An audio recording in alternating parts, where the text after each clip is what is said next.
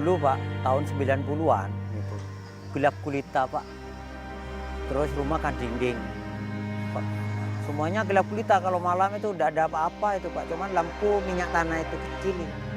Ya sering kena tiup angin, sering mati gimana, itu gelap gulita lah. Kita punya keinginan itu bagaimana rumah saya bisa menerangi kayak di kota maksudnya.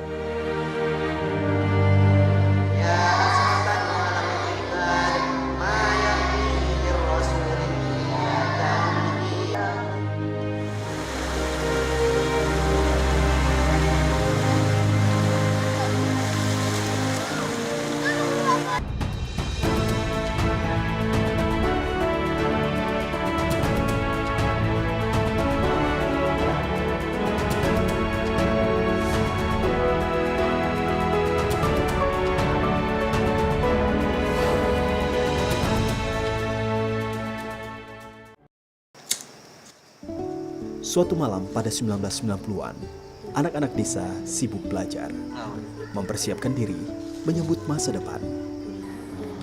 Di bawah temaram lilin dan lampu teplok, mereka menjalani malam. Demi cita-cita, mereka pasang mata, meskipun hanya diterangi sedikit cahaya. Desa Andung Biru, Kecamatan Tiris, Probolinggo pada 1990-an belum terjangkau listrik negara. Keadaan sedikit berubah saat seorang petani bereksperimen berdasarkan pengalamannya. Muhammad Rashid, nama petani desa itu. Di kemudian hari, dialah yang mengubah kondisi desa yang gelap gulita menjadi terang benderang. Nah itu kita punya Pak D, jadi sentri dulu di PTB 23. Saya main ke situ waktu hari Lebaran. Kok ada listrik? Iya, ada pembangkit ini tenaga kincir bekas zaman Belanda gitu. Boleh saya lihat Pak D? Oh boleh.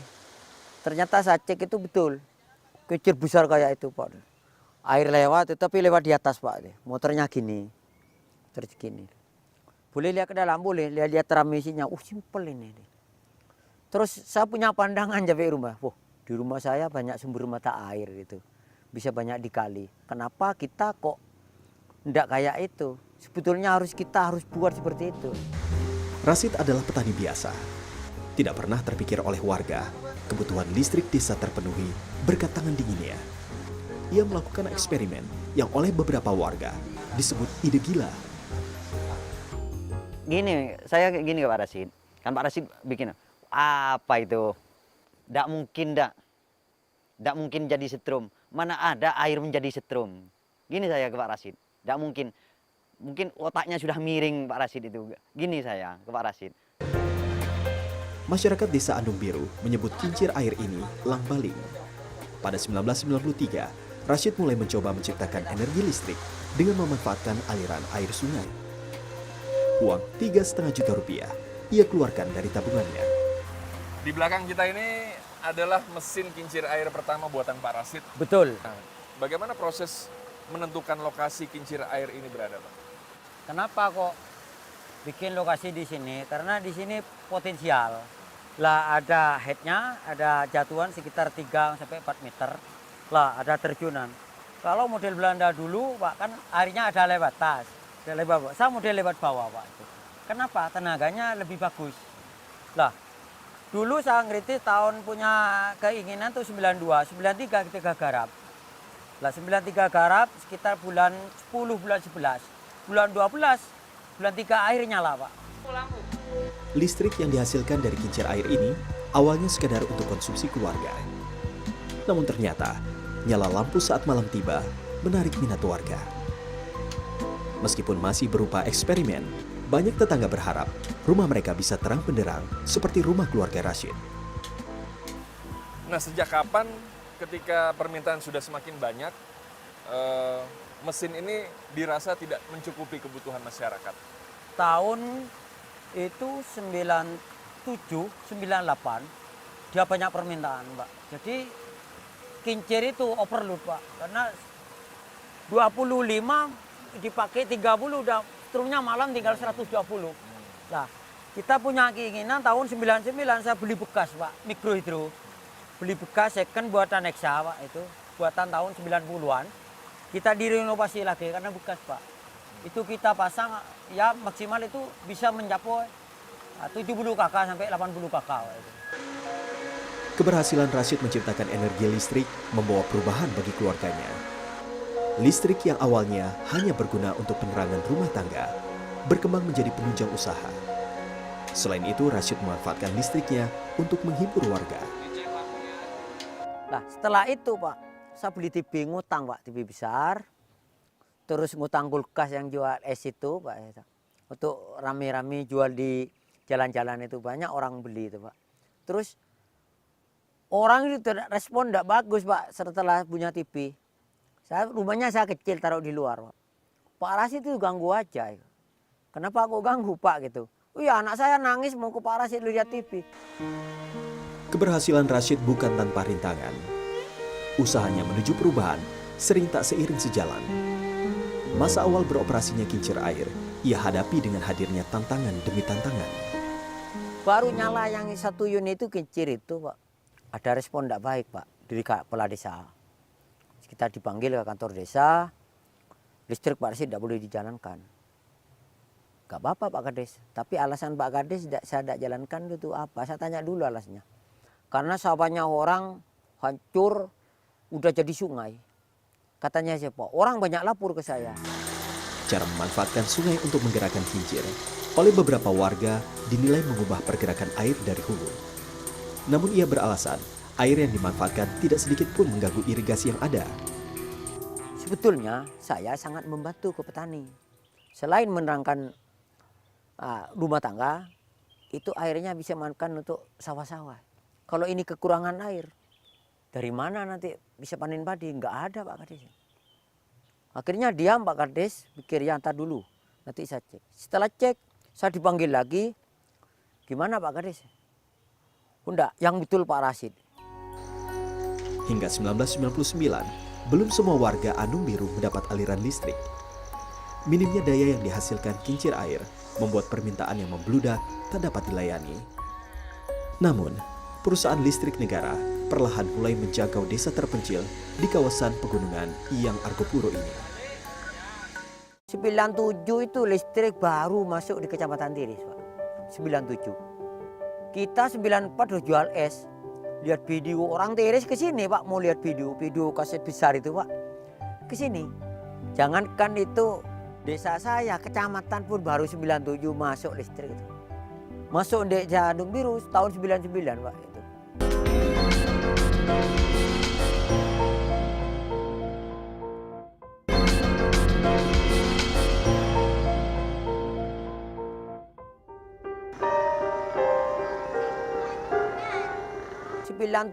Itu listrik baru masuk di Kecamatan Tiris Pak.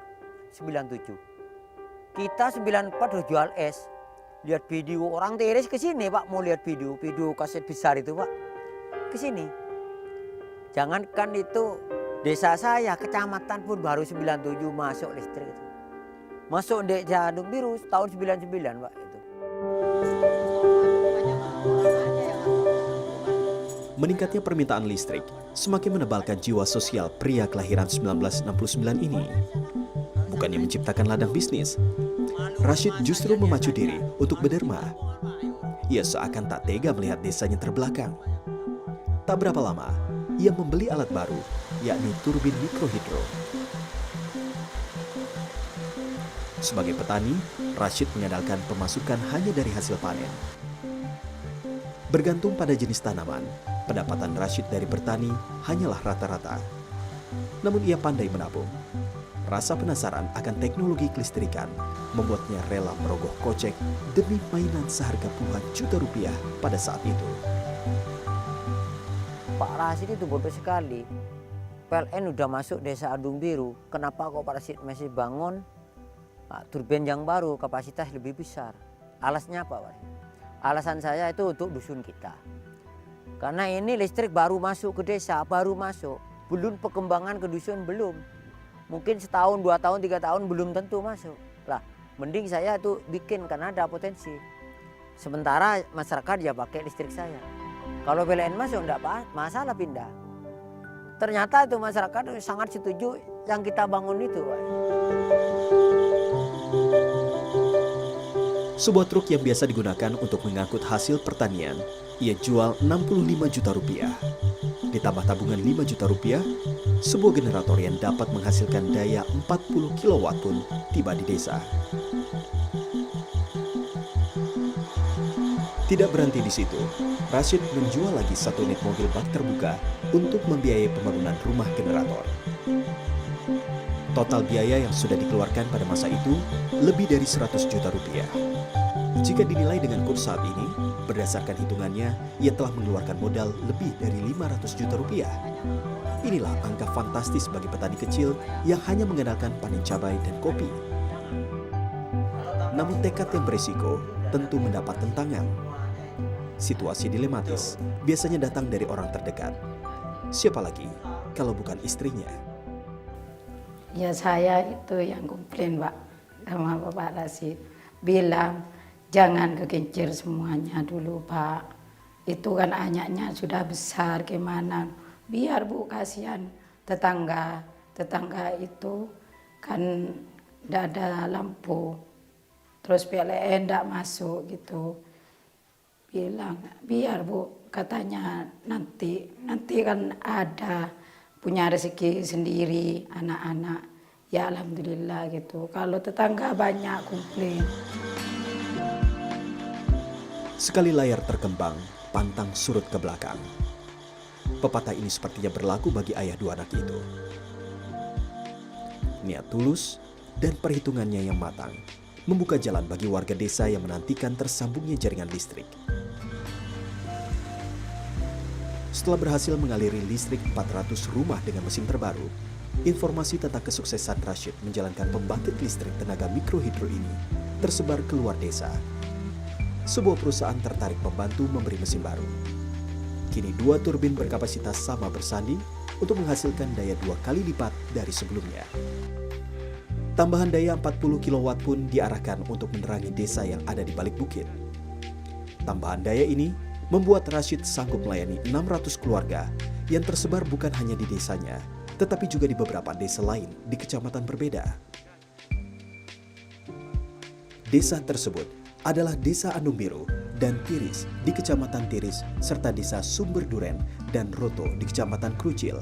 Inilah desa terpencil yang jauh dari jangkauan listrik negara. Untuk distribusi, saat ini Rashid telah menggunakan kabel jenis baru. Setelah terjadinya peristiwa yang menyebabkan seekor sapi milik warga mati tersengat listrik, ia mengganti semua kabel dengan model yang terbungkus karet. Terobosan ini dipilih selain demi keamanan untuk menghindari gugatan. Namun karena minimnya biaya, tidak semua jaringan kabel menggunakan tiang besi sebagai penyangga. Ia masih memanfaatkan beberapa bambu dan pohon sebagai sangkutan benang tembaga ini. Satu bentangan bisa memiliki panjang hingga 3 km. Nah, di desa Bapak ini kan di pinggir-pinggir jalan ini banyak pohon ya Pak ya? Betul. Yang Bapak manfaatkan sebagai katakanlah tiang listrik gitu. Ya. Nah, proses pemanfaatannya itu apakah memang dulu sekedar memanfaatkan pohon itu atau karena memang belum ada tiang listrik yang Bapak pakai untuk menyalurkan jaringan listrik Pak? Betul sekali. Kenapa itu di tepi-tepi jalan ada kayu. Kita manfaatkan sementara untuk numpang ke kayu itu, dicangkihkan ke kayu dulu. Kenapa? Karena persediaan jaga itu kita belum begitu memadai Pak itu. Lah, kenapa kok Pak Rashid ditaruh di kayu atau di bambu? Ya karena sementara jaga belum. Lah nanti satu persatu kita ganti. Ini sampai ke barat itu jaga mulai dari pembangkit ada Pak. Saya ganti besi mungkin karena faktor dari dana, kekurangan apa itu sementara saya numpang ke kayu. Saya sangat terima kasih pada kayu karena saya sementara itu pakai kayu itu Pak. Lah, tapi mulai saya garap Pak 1 bulan dapat 2 atau 3 jaga besi itu Pak. Itu persediaan jaga itu Pak. Tidak takut ketika pohon itu rubuh akan merusak jaringan kabel ini Pak? Takut sebetulnya Pak. Tapi saya cuman dicadolkan aja, enggak di kayu cabang tak begini enggak. Cuman dicadolkan aja pakai kabel karena rubuh. Candolannya itu putus maksud saya itu Pak. Itu.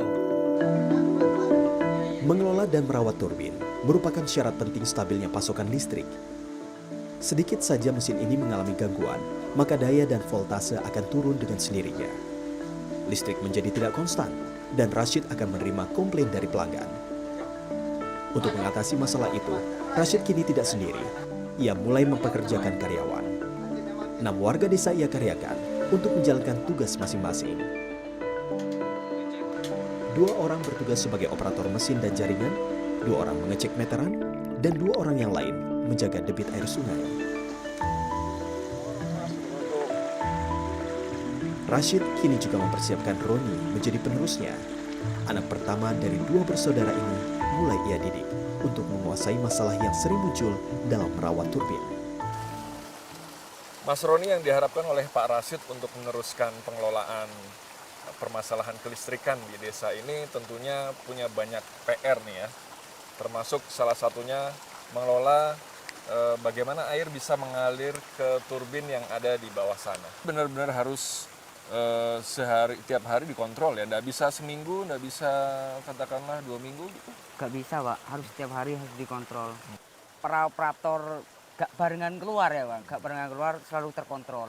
Kalau seandainya berbarengan keluar, ya pas ada banjir atau hujan, ya udah pasti akan mati gitu Pak.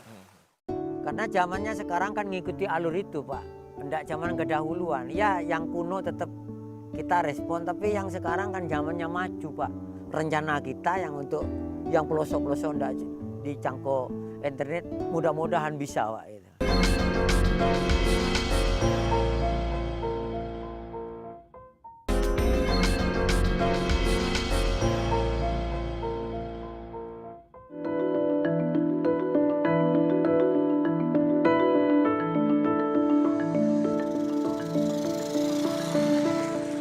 Desa Andung Biru berada di Kecamatan Tiris, Kabupaten Probolinggo, Jawa Timur. Leluhur warganya berasal dari suku Madura. Turun-temurun mereka mendiami kawasan sejuk di ketinggian lebih dari 700 meter di atas permukaan laut itu.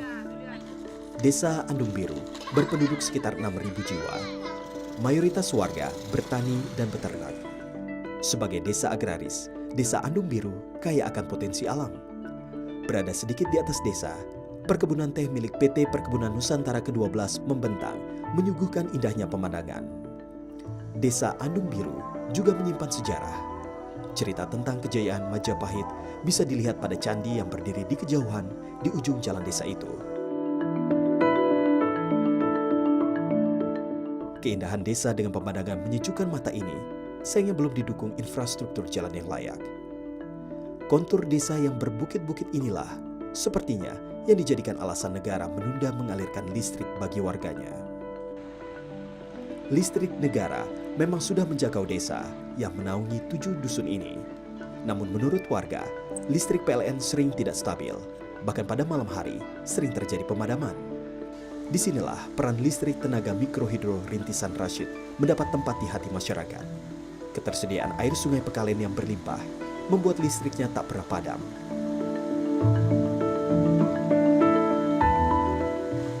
Keunggulan lain, listrik yang dijual Rashid jauh lebih murah dibanding listrik negara. Rashid mematok harga per kilowatt hour atau KWH Rp600. Tarif ini jauh lebih murah daripada tarif PLN untuk golongan rendah rumah tangga non-subsidi sekitar Rp1.400 per KWH. Rashid juga menerapkan metode pembayaran fleksibel. Baginya, apapun alat tukar selain uang bisa diterima, seperti hewan unggas ini. Juga menerima buah-buahan hasil kebun. Meskipun mematok biaya, untuk golongan tertentu ia tidak menarik bayaran. Sekolah, masjid, dan masyarakat di bawah garis kemiskinan ia gratiskan. Sementara itu, pengaturan tarif ditetapkan setelah melihat pola pemakaian yang tanpa batas. Pada 2013, Rashid mulai memasang alat ukur KWH meter. Mulai saat itu, tanpa KWH meter, warga tidak bisa memanfaatkan listriknya. Pak Rashid, banyak komen, kok yang nyala punya Pak Guru, punya Pak Rashid, dia punya sendiri kok tidak dalam bulan. Saya tidak ikar janji, saya bilang tidak pernah dulu, siapapun aja, apalagi orang. Saya pun tidak pasang KWH meter, tidak boleh ada lampu. Pak Rashid itu disiplin banget. Iya, memang kedisiplinan harus, biar ke depan itu langkahnya dulu lebih bagus lah, gitu. Untuk menghindari pencurian listrik, Rashid punya strategi. Jika ada warga yang menggelar hajatan misalnya, ia akan meloloskan arus tanpa meteran. Warga bisa memakai berapapun daya listrik hingga acara selesai. Perjuangan Rashid membuahkan hasil. Kini ia tinggal menunggu modal kembali, layaknya pengusaha kecil. Masih segar ingatannya saat ia bercerita tentang kecelakaan demi mewujudkan harapan. Ya, dua keadaan genting pernah ia alami. Pada 1993, saat kincir air baru saja dioperasikan, ia tertimpa musibah. Akibat tersangkut mesin, kedua tangannya terluka parah. Kejadian kedua berselang 10 tahun kemudian. Pada 2003, setelah turbin mikrohidro beroperasi, giliran kaki kanannya cedera jauh lebih parah. Waktu kincir nyala, Pak, tepat habis lebaran, Pak, 2 hari, saya ngecek kan dia pakai medal, Pak, enggak pakai kelahar. Jadi medal itu pakai oli bekas. Lah oli bekasnya itu kan habis. Ya saya tambahi, Pak, oli bekas itu, Pak. Tambahi ke tempatnya itu. Ternyata baju saya di belakang itu kecedol baut yang muter itu, Pak. Jadi ditarik, Pak, saya diputer, Pak. Akhirnya saya ini sampai hancur, Pak, ini. 2 itu, Pak. 3 bulan saya tidak bisa makan sendiri, harus disuapin, kan tidak bisa ngangkat, Pak. Seakan-akan katanya orang patah, tidak patah, tapi udah dagingnya itu putus, Pak, tinggal tulangnya itu. Musibah ini tentu membuat sang istri khawatir akan keselamatan Rashid. Jangan diteruskan, Pak. Bilang gitu, Bun, enggak apa-apa, Pak. Itu sebetulnya perjuangkan. Enggak, Pak. Soalnya anaknya masih kecil. Siapa yang mencari nafkah nanti keadaan sampean gini. Bilang gitu saya, Pak. Cerita pilu mengenai kecelakaan, sikap warga yang menentang, dan hambatan yang datang tak pernah mematahkan semangat lelaki yang tak lulus sekolah menengah kejuruan itu. Ia cuma berharap desanya tidak lagi terbelakang. Saat ini, Rashid memiliki total 3 turbin mikrohidro. Sumbangan terakhir baru saja datang. Total daya yang dapat dihasilkan 3 mesin ini lebih dari 100.000 watt. Rashid pun mulai mengatur rencana supaya energi yang tercipta tidak terbuang sia-sia. Karena siang hari listrik saya kan tidak dipakai sampai puluhan ribu. Kenapa itu tidak dimaksudkan bikin home industry kelas menengah ke bawah mau saja. Kayaknya itu buat bengkel ngelas, bikin teralis, terus bikin keripik, Pak, itu, Pak. Untuk nyelip tepung, jagung kan bisa itu sebetulnya, maunya ke sana. Kenapa kok tidak lanjut, Pak Rashid? Ya tergantung modalnya, saya modal dari mana, itu kan harus agak besar modalnya maksud saya itu. Begitulah mimpi Rashid, petani penerang dalam gulita. Satu pekerjaan rumahnya kini adalah regenerasi. Ia berkeinginan Roni dapat meneruskan usaha supaya tetap dapat memberi manfaat bagi desanya.